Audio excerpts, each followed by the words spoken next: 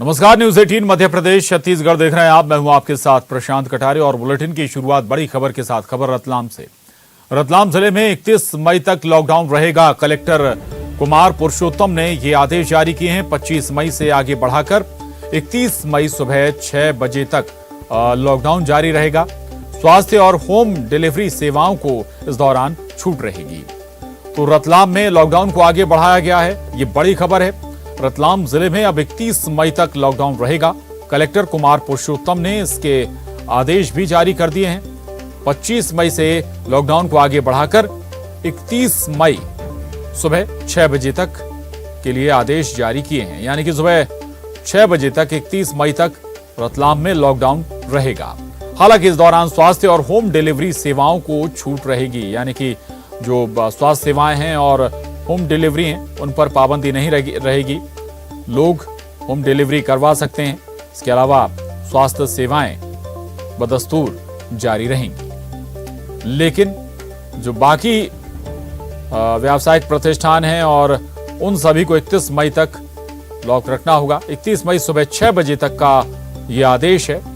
यानी 31 मई महीने की आखिरी तारीख सुबह 6 बजे तक ये लॉकडाउन बढ़ा दिया गया है। इसके आदेश जारी किए गए हैं। हालातों के देखकर मद्देनजर संक्रमण काबू कैसे आए, ये कोशिशें जिला क्राइसिस मैनेजमेंट कमेटियों की, और इन्हीं कमेटियों में विचार विमर्श के बाद, निष्कर्ष के बाद ऐसे आदेश जिलाधिकारी के जरिए जारी होते हैं। रतलाम में भी अब ये कर्फ्यू बढ़ा दिया गया है।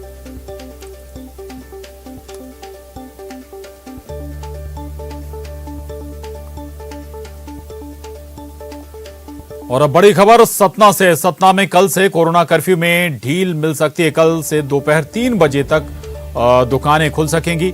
राशन और किराना की दुकानें भी खुलेंगी। इस दौरान कलेक्टर ने यह आदेश जारी किया है। तो सतना वासियों के लिए राहत भरी खबर है।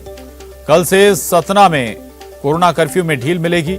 कल से दोपहर 3 बजे तक दुकानें खोली जा सकेंगी। इसमें राशन और किराने की दुकानें खोली जाएंगी। कलेक्टर ने इसके आदेश भी जारी कर दिए हैं। तो ये बड़ी खबर है सतना वासियों के लिए। सतना के लोगों के लिए कुछ राहत भरी खबर है। कल से कुछ राहत मिलनी शुरू हो जाएगी सतना के लोगों के लिए, क्योंकि जो राशन और किराने की दुकानें हैं वो दोपहर 3 बजे तक खोली जा सकेंगी। समय बढ़ाया गया है और 3 बजे तक जिन्हें भी अपना सामान लेना है वो इन शॉप से, किराने और जो राशन की दुकानें हैं उनसे खरीदारी कर सकते हैं। लेकिन सारी गाइडलाइंस जरूर फॉलो करनी होगी।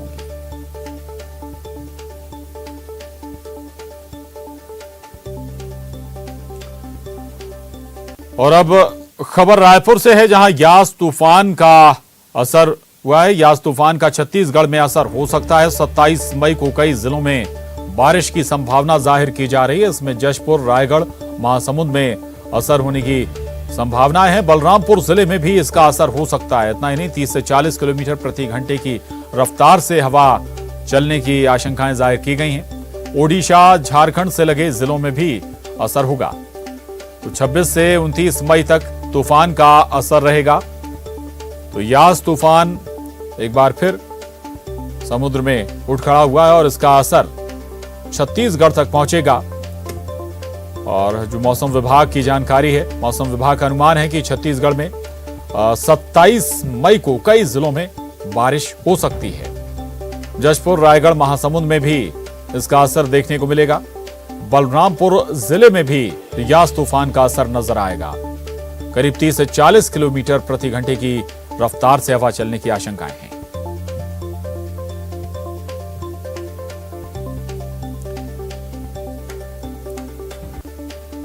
और अब बड़ी खबर दुर्ग से है, जहां एल्डरमैन की नियुक्ति हुई है। निगम में 3 नए एल्डरमैन की नियुक्ति की गई है। नामों को लेकर पार्टी के भीतर नाराजगी है। गुपचुप एल्डरमैन की नियुक्ति का आरोप लगाया गया है। पूर्व नेता प्रतिपक्ष राजेश शर्मा एल्डरमैन बने हैं। मनीष यादव, हरीश साहू को एल्डरमैन बनाया गया है। तो ये बड़ी खबर है दुर्ग से, जहां एल्डरमैन की नियुक्ति हुई है। निगम में 3 नए एल्डरमैनों की नियुक्ति की गई है। और नामों को लेकर पार्टी के भीतर नाराजगी जरूर जाहिर हो रही है। दरअसल गुपचुप तरीके से एल्डरमैन की नियुक्ति का आरोप अब लगाया जा रहा है। पूर्व नेता प्रतिपक्ष राजेश शर्मा, मनीष यादव, हरीश साहू को एल्डरमैन बनाया गया है।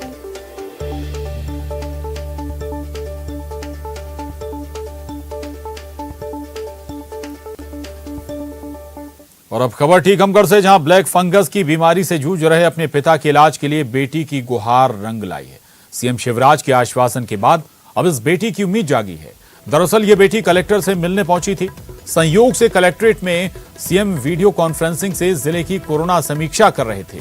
इसी दौरान एक अधिकारी के सवाल उठाने पर सीएम शिवराज ने अपनी भांजी से वीडियो कॉन्फ्रेंसिंग से बात की और उसे इंजेक्शन उपलब्ध कराने का आश्वासन दिया। इस दौरान वर्षा ने अपनी पीड़ा मुख्यमंत्री शिवराज सिंह को सुनाई। साथ ही इंजेक्शन दिलाने के एवज में ग्वालियर में एक युवक ने 50,000 रुपए ठगी की बात भी बताई है। और इतना ही नहीं, जिस पर मुख्यमंत्री ने उसके 50,000 रुपए देने के साथ ठगी करने वाले आरोपी पर कड़ी कार्रवाई के निर्देश वीडियो कॉन्फ्रेंसिंग के माध्यम से ग्वालियर एसपी को दिए। वहीं सीएम ने तत्काल एक्शन लेते हुए ग्वालियर कलेक्टर से चर्चा कर ग्वालियर के अपोलो हॉस्पिटल में भर्ती रमाकांत मिश्रा को इलाज देने के साथ सारे इंजेक्शन उपलब्ध कराने के निर्देश दिए हैं।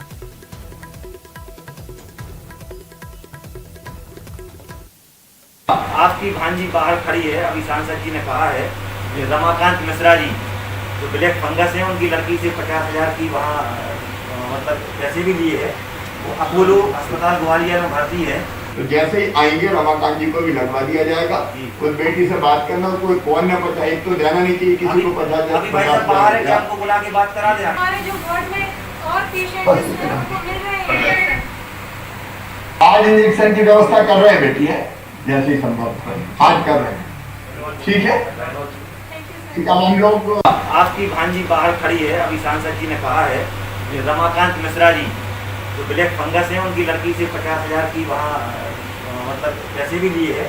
वो अपोलो अस्पताल ग्वालियर में भर्ती है। तो जैसे ही आएंगे रमाकांत जी को भी लगवा दिया जाएगा। खुद बेटी से बात करना, कोई कौन न पता, एक तो देना नहीं चाहिए किसी को 50,000। अभी भाई साहब बाहर है, आपको बुला के बात करा दे। हमारे जो वार्ड में और पेशेंट उनको मिल रहे हैं। आज इंजेक्शन की व्यवस्था कर रहे हैं बेटी है, जैसे ही संभव आज कर रहे हैं। ठीक है, ठीक है। हम लोग हमारे पापा को ब्लैक फंगल इन्फेक्शन हुआ है, वो अपोलो हॉस्पिटल ग्वालियर में एडमिट हैं, मगर हम लोग बहुत ट्राई कर रहे थे कि उनको इंजेक्शन नहीं मिल पा रहे थे, जिस वजह से उनका एक आंख निकाल दी गई। हम लोगों ने बहुत ट्राई किया, वहाँ पे हर किसी से बोला कि सर हम लोगों की हेल्प कीजिए, मगर हम लोगों को कोई हेल्प नहीं कर पा रहा था क्योंकि उनको इंजेक्शन की सख्त नीड थी। और जो वहाँ के डॉक्टर ने बोला था कि अगर आपको आगे इंजेक्शन नहीं मिले इनको तो वो इनकी दूसरी आंख भी चली जाएगी, उनको उसको भी निकालना पड़ेगा। इसलिए हम लोग बहुत परेशान हो रहे थे। अभी हम लोगों ने सर कमिश्नर से कलेक्टर सर से टीकमगढ़ के से बात की, तो उन लोगों सर ने और विधायक सर ने हमारी बात सीएम सर से करवाई। उन्होंने बोला है कि वो हमें डेली इंजेक्शन अवेलेबल करवाएंगे। और जो हम लोगों के पैसे एक चेतन सविता करके थे, तो उन्हें मतलब हम लोगों को इंजेक्शन देने के बहाने फ्रॉड किया था, तो वो भी हम लोगों को वापस मिल जाएंगे।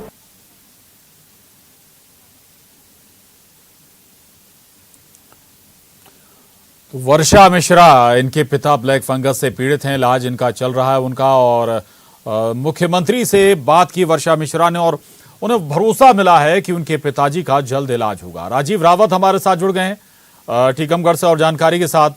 राजीव, ये संवेदनशीलता ही हम कहेंगे सीएम की।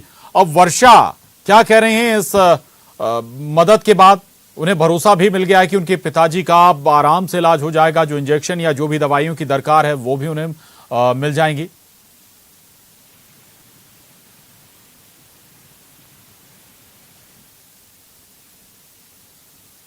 राजीव, आवाज आप तक पहुंच रही है?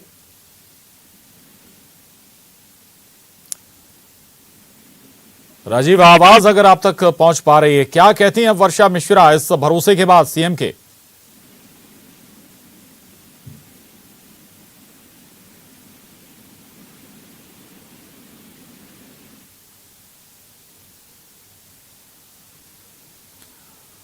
चलिए हम राजीव के पास चलेंगे, लेकिन वर्षा मिश्रा टीकमगढ़ से, उनके पिता ब्लैक फंगस से पीड़ित हैं, अस्पताल में इलाज चल रहा है, लेकिन इंजेक्शन की उन्हें दिक्कत हो रही थी और वर्षा मिश्रा दरअसल कलेक्टर से अपने पिताजी के इलाज के लिए गुहार लगाने पहुंची थी, लेकिन उसी दौरान वीडियो कॉन्फ्रेंसिंग के जरिए मुख्यमंत्री शिवराज सिंह चौहान अलग अलग जिलों के अधिकारियों से चर्चा कर रहे थे। इसी दौरान कलेक्टर महोदय ने वर्षा मिश्रा की बातचीत वीडियो कॉन्फ्रेंसिंग के माध्यम से सीएम शिवराज से भी कराई, जिस पर वर्षा मिश्रा को यह भरोसा मिला कि उनके पिता का हर संभव इलाज होगा, जो भी दरकार है। जो इंजेक्शन ब्लैक फंगस में लगते हैं उन इंजेक्शन की व्यवस्था होगी और आराम से उन्हें वो इंजेक्शन मुहैया हो जाएंगे। इलाज अब उनका सुचारू रूप से हो जाएगा और जो फ्रॉड 50,000 रुपए का उनके साथ हुआ वो 50,000 रुपए भी उन्हें वापस दिलाए जाएंगे। फ्रॉड करने वाले के खिलाफ एक्शन भी लिया जाएगा। राजीव रावत हमारे साथ टीकमगढ़ से जुड़ गए हैं। राजीव, एक सुकून जरूर वर्षा मिश्रा को होगा क्योंकि भरोसा खुद सीएम शिवराज की तरफ से मिला है। बिल्कुल प्रशांत, बड़ी राहत की बात है। जो पीड़ित है उसकी बेटी को एक मदद की उम्मीद जागी है। मुख्यमंत्री शिवराज सिंह चौहान ने वीडियो कॉन्फ्रेंसिंग के माध्यम से बेटी को पूरे इलाज की व्यवस्था के लिए कहा है। उसके लिए 60 इंजेक्शन की जो जरूरत थी, जो उसको मिल नहीं रहे थे, उसके पिता की जान जिससे बचनी है, तो सबसे बड़ी राहत की बात है कि उसको वो इंजेक्शन उपलब्ध हो जाएंगे। पर डे जितने इंजेक्शन की जरूरत है वो उपलब्ध कराने की सरकार ने पूरी बात कही है और उन्होंने कहा है कि हर संभव मदद की जाएगी, जो भी होगा, किसी को परेशानी होने दिया जाएगा। तो ये बड़ी राहत की बात है कि एक बेटी को मुख्यमंत्री शिवराज सिंह चौहान ने आश्वासन दिया है और उससे जरूर दर्द कम हुआ है बेटी का, क्योंकि जब पिता है उसका पिता ब्लैक फंगस से कई दिनों से ग्वालियर में उसका इलाज चल रहा है, पीड़ित है, जूझ रहा है। इसके बाद जो सरकार ने बात कही है तो कई राहत की उम्मीद जागी है। जी, बहुत शुक्रिया आपका इस पूरी जानकारी के लिए राजीव, धन्यवाद।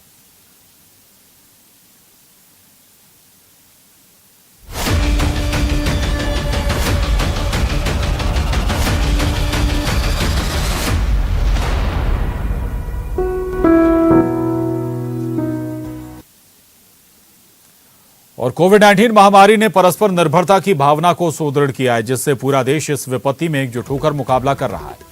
वैक्सीनेशन के ऐलान के बाद जरूरत है कि हम सभी अपना सर्वश्रेष्ठ योगदान दें, जिससे हम एक साथ मिलकर वायरस को हराने की तरफ कदम बढ़ा सकें। नेटवर्क 18 इस मुहिम में हर कदम पर आपके साथ होगा। जब तक सभी सुरक्षित नहीं होते तब तक कोई सुरक्षित नहीं होगा। इसी सोच के आधार पर हमारे कैंपेन संजीवनी का लक्ष्य ये सुनिश्चित करना है कि वैक्सीन पाना सभी भारतीयों का अधिकार है।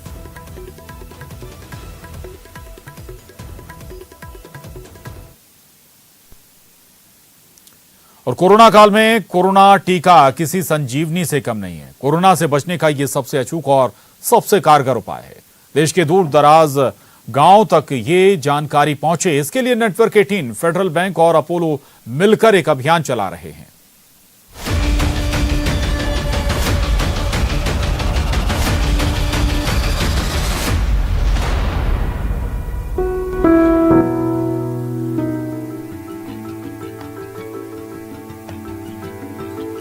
देश के 3 राज्यों के 3 जिले, इन तीनों जिलों के सैकड़ों गांव, लेकिन मकसद एक, कोरोना टीके की जानकारी जन जन तक पहुंचानी। नेटवर्क 18 इसके लिए संजीवनी अभियान चला रहा है, जिसमें उसे फेडरल बैंक और अपोलो का भी साथ मिला है। पंजाब के अमृतसर में संजीवनी गाड़ी को हरी झंडी दिखाई गई। इस मौके पर उपायुक्त गुरप्रीत सिंह खैरा, फेडरल बैंक के आदित्य बिस्सा और मनमीत सिंह, अपोलो अस्पताल के डॉक्टर बलजीत कौर और एनजीओ यूनाइटेड वे के कपिल मौजूद रहे। अमृतसर के 70 गांव में संजीवनी गाड़ी जाएगी। ये अभियान अमृतसर में 27 जून तक चलेगा। 7 अप्रैल 2021 को अटारी बॉर्डर से अभियान शुरू हुआ। अभिनेता सोनू सूद ने अभियान को हरी झंडी दिखाई। न्यूज़ 18 और ਫੈਡਰਲ ਬੈਂਕ ਸਾਰੀ ਟੀਮ ਦਾ ਬਹੁਤ ਤਹਿ ਦਿਲੋਂ ਧੰਨਵਾਦ ਕਰਦਾ ਹਾਂ, ਜਿਨ੍ਹਾਂ ਨੇ ਅੰਮ੍ਰਿਤਸਰ ਜ਼ਿਲ੍ਹੇ ਲਈ ਸਾਨੂੰ ਉਪਰਾਲਾ ਸ਼ੁਰੂ ਕੀਤਾ ਹੈ। ਵੈਕਸੀਨ ਦੀ ਗਾੜੀ ਬੇਸਿਕਲੀ ਅਵੇਅਰਨੈਸ ਅਸੀਂ ਪ੍ਰੋਵਾਈਡ ਕਰਨੀ ਹੈ ਤੇ ਲੋਕਾਂ ਦੇ ਮਨ 'ਚ ਜਿਹੜਾ ਵਹਿਮ ਹੈ ਵੈਕਸੀਨ ਨੂੰ ਲੈ ਕੇ ਉਹ ਦੂਰ ਕਰਨਾ ਹੈ। 80% ਲੋਕਾਂ ਤੱਕ ਪਹੁੰਚ ਪਾਈਏ ਤੇ ਸਭ ਨੂੰ ਵੈਕਸੀਨੇਸ਼ਨ, ਕਿਉਂਕਿ vaccination is the only ਆंसर। Madhya Pradesh के इंदौर में भी नेटवर्क 18, फेडरल बैंक और अपोलो के टीका है संजीवनी लगाया क्या अभियान की शुरुआत हुई। यहाँ संजीवनी गाड़ी को आईजी हरिनारायण चारी मिश्रा और जिला टीकाकरण अधिकारी प्रवीण जड़िया ने संजीवनी वैन को हरी झंडी दिखाकर रवाना किया। इस मौके पर फेडरल बैंक के cluster head Ajay Juneja, Apollo के अभिलाष पिल्लई और एनजीओ यूनाइटेड वे के मुंबई से हिमांशु मौजूद रहे।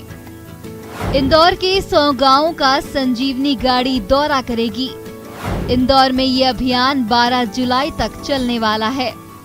सफलता पर ही हमारे देश में इस अभियान के सफलता पर ही इसको नियंत्रित करने की हमारी रफ्तार तय होगी। छोटे गांवों के अंदर पहुंचा जाए और वहां पर जो लोग हैं उनको एकदम अच्छे से समझाया जाए, एक अवेयरनेस की जाएगी जिससे जो ज्यादा से ज्यादा लोग वैक्सीनेशन के लिए के बारे में जुड़ पाएं। दक्षिण कन्नड़ में भी नेटवर्क 18 फेडरल बैंक और अपोलो ने अपना अभियान शुरू कर दिया है। यहाँ जिला अधिकारी डॉक्टर राजेंद्र केवी ने संजीवनी गाड़ी को हरी झंडी दिखाई। इस मौके पर फेडरल बैंक के रीजनल हेड श्रीकांत और यूनाइटेड वे एनजीओ की शिखा शेट्टी मौजूद रहीं। दक्षिण कन्नड़ में 60 गांव में संजीवनी गाड़ी जाएगी। दक्षिण कन्नड़ में 22 जून तक ये अभियान चलेगा। Whatever that negative apprehension people are having, that too especially in the rural area, that will come down, and a lot of people will come up to this vaccination booth to get themselves vaccinated to protect the entire society, especially in Dakshin Kannada, corona free. I think the next 30 days we will be covering 60 villages, especially the rural Dakshin Kannada people will be enlightened about the need for going vaccination, the applications, etc. so that to help them to get it vaccinated as much as possible.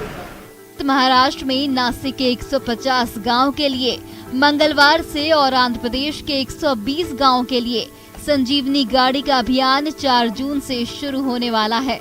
इस अभियान का मकसद corona टीके को लेकर गलतफहमी और भ्रांतियों को दूर करना है और ग्रामीणों को टीके के लिए प्रोत्साहित करना है, जिससे देश को कोरोना की महामारी से मुक्त किया जा सके। Bureau report, news 18 network.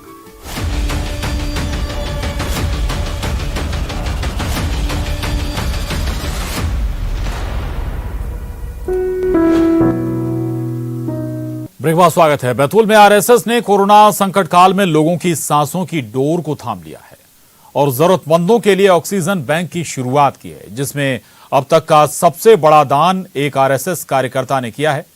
इतना ही नहीं, संघ कार्यालय से रोजाना 100 से ज्यादा परिवारों को दोनों वक्त निःशुल्क भोजन भी दिया जा रहा है। रिपोर्ट देखिए।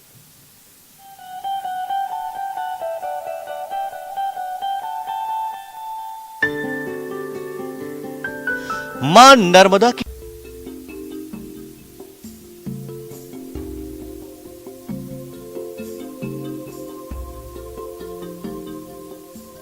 यह है बैतूल की मुल्ताई तहसील।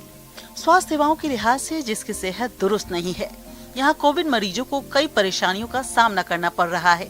ऐसे वक्त में आरएसएस मरीजों के लिए मुल्ताई तहसील में दीपदूत बनकर आया है। मुल्ताई में सांसों की डोर थामी है आरएसएस ने। कोरोना काल में संघ की समाज सेवा देखी। मुल्ताई में आरएसएस ने ऑक्सीजन बैंक खोलकर उखड़ती उम्मीदों को नई सांसें दी, आशा की नई किरण जगाई है। न सिर्फ ऑक्सीजन बैंक बल्कि राहत की सामग्री भी निःशुल्क पहुंचाई जा रही है। सांसों की डोर ही नहीं, जरूरतमंदों के लिए खाने का इंतजाम भी। मुल्ताई के संघ कार्यालय से रोजाना 100 से अधिक परिवारों को दोनों वक्त निःशुल्क भोजन भी दिया जा रहा है। पिछले 1 महीने से मदद का ये मिशन बदस्तूर जारी है। इसमें हम जैसे स्वयंसेवक हमेशा बढ़ चढ़ के हिस्सा लेते हैं। सारे स्वयंसेवकों की इसमें भूमिका होती है। इसके पूर्व भी 10,000 मास्क, 2,000 सैनिटाइजर, थर्मामीटर, ऑक्सीमीटर हमने दिए हैं और वो समाज में वितरित किए हैं संघ के स्वयंसेवकों के द्वारा, हमारे कार्यकर्ताओं के द्वारा। उसी तारतम्य में आज हम लोगों ने राशन की किट दी है, दवाइयाँ दी है, 7 ऑक्सीजन कॉन्सेंट्रेटर दिए हैं, साबुन, सैनिटाइजर, अनाज, किराना, बिस्किट, मास्क, हैंड वॉश, ये सारी चीज़ें जो आपको दिख रही है ये सब संघ को दी है। संघ के माध्यम से इसको वितरित किया जाएगा। राष्ट्रीय स्वयंसेवक संघ जिला मुल्तापी सेवा विभाग के द्वारा हम लोग पिछले 1 माह से इस कोरोना की दूसरी लहर में निरंतर भोजनशाला का भी संचालन कर रहे हैं और इसके अलावा दवाई, सैनिटाइजर, मास्क इत्यादि सभी सामग्री का तो हम लोग वितरण कर ही रहे हैं। भोजन में हम लोग सुबह यहाँ पर चाय, उसके बाद में नाश्ता, दोपहर का भोजन, शाम की चाय, नाश्ता और उसके बाद में रात्रिकालीन भोजन नगर में कोई भी व्यक्ति अंतिम पंक्ति तक का भूखा ना सोए, इस उद्देश्य को लेकर के नगर के विभिन्न जगह परिजनों को कोविड केयर सेंटर पे और जिनके यहाँ पे कोविड से बहुत सारे लोग ग्रसित हैं, ऐसे परिवारों में और नगर में ऐसे बहुत सारे भिक्षुक हैं, इन लोगों को सभी को भोजन की सुविधा निरंतर मुहैया कराई जा रही है। अब मिलिए सबसे बड़े दानदाता से। आरएसएस के ये कार्यकर्ता हेमंत विजय राव देशमुख, जो मरीजों और जरूरतमंद लोगों के लिए किसी फरिश्ते से कम नहीं। आरएसएस कार्यकर्ता हेमंत विजय राव देशमुख न सिर्फ ऑक्सीजन बैंक के संचालन की जिम्मेदारी संभाल रहे हैं, बल्कि जरूरतमंदों के लिए दिल खोलकर दान भी किया है।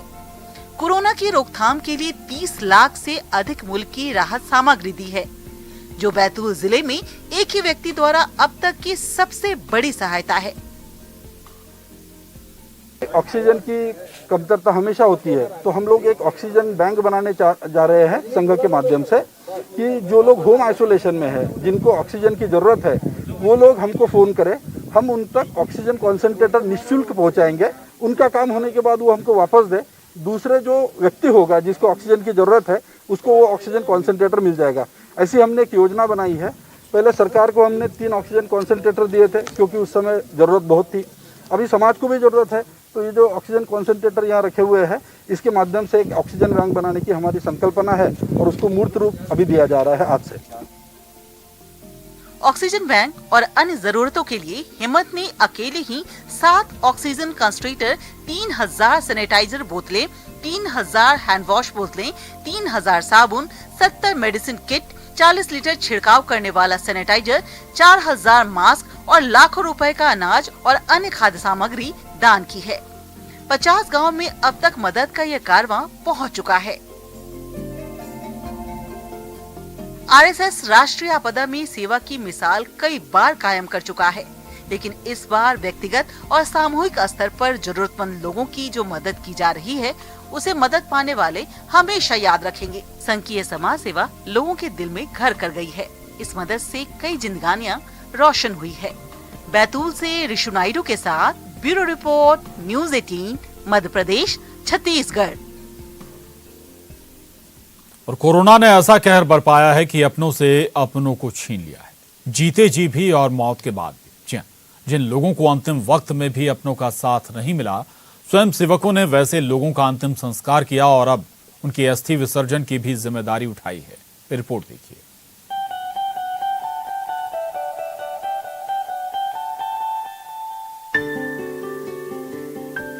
मां नर्मदा की गोद में अब ये हमेशा हमेशा के लिए चिर निद्रा में सोएंगी, शांति और सुकून के साथ, क्योंकि इनकी अस्थियों को मां नर्मदा ने अपनी बाहें फैलाकर खुद में समेट लिया है, बिल्कुल बेटों की तरह। हालांकि अंतिम समय में किसी भी आत्मा की इच्छा यही होती है कि उसकी मुक्ति अपनों के हाथों से मिले, लेकिन कोरोना ने उनसे ये अधिकार भी छीन लिया है।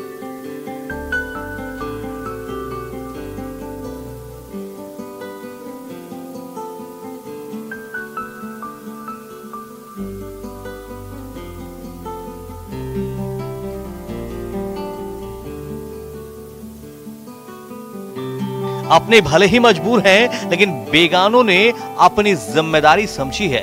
तभी तो देखिए आरएसएस के ये स्वयंसेवक मृत आत्माओं से कोई रिश्ता न होने के बावजूद सबसे बड़ी जिम्मेदारी निभा रहे हैं। जिनका कोई नहीं है या जिनके परिजन नहीं आ सके हैं, उनकी अस्थियों को मां नर्मदा तक पहुंचा रहे हैं।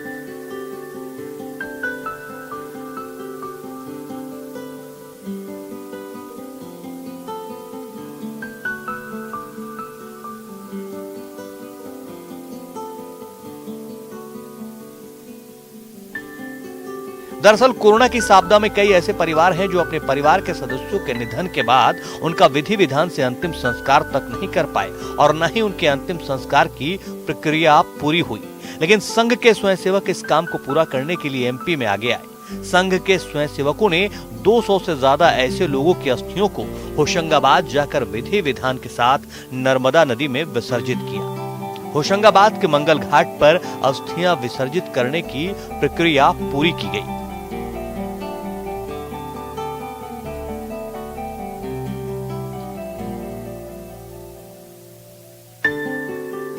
कोरोना काल में जब स्वयंसेवक अंतिम संस्कार में सहयोग कर रहे थे, उस दौरान कई ऐसे शव आए जिनके साथ कोई परिजन नहीं आए थे। स्वयंसेवकों ने उन सभी लोगों की अस्थियां भी इकट्ठी की।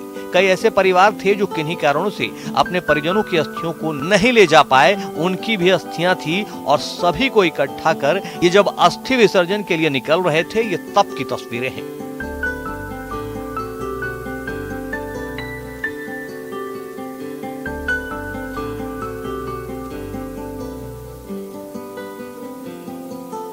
संघ के स्वयंसेवक टोली बनाकर 200 से ज्यादा अस्थियों के साथ भोपाल से होशंगाबाद के लिए निकले। रास्ते में जिन्हें भी पुष्प अर्पित करना था, उन्हें मौका दिया गया और फिर स्वयंसेवकों की अलग अलग टोली होशंगाबाद पहुंची, जहां मंगल घाट पर पूरे विधि विधान के साथ पूजा की गई। मृत आत्मा की शांति के लिए प्रार्थना की गई।